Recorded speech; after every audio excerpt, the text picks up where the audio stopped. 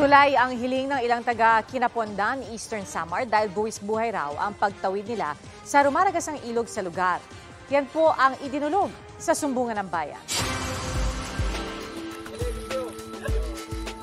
Tuwing umuulan, ganito kahirap ang pagtawid sa ilog ng Kadak'an sa Kinapondan, Eastern Samar, patungo sa mga barangay ng Anislag, San Isidro at Cagdaha. Kaya kahit buwis buhay ang pagsakay sa balsa, walang magawa ang mga residenteng dito lang umaasa dahil sa kawalan ng tulay sa lugar. Maabot hanggang sa lubid na yan ang tubig. Hindi kayang tawirin ng mga tao.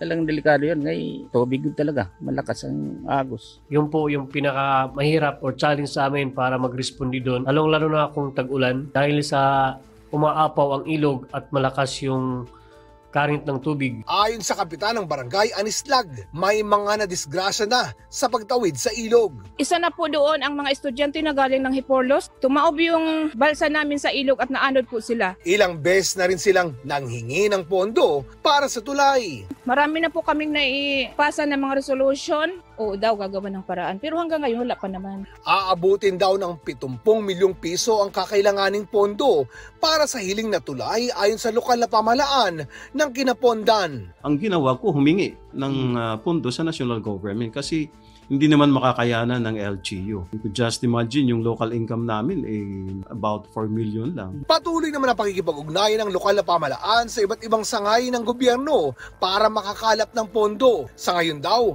ay may isang ahensya nang nagbabalidate ng kanilang hiling na proyekto. Sana pagkatapos ng validation, yung sunod na yan ay mabigyan ng funding. Para sa GMA Integrated News, Oscar Oida, nakatutok 24 oras.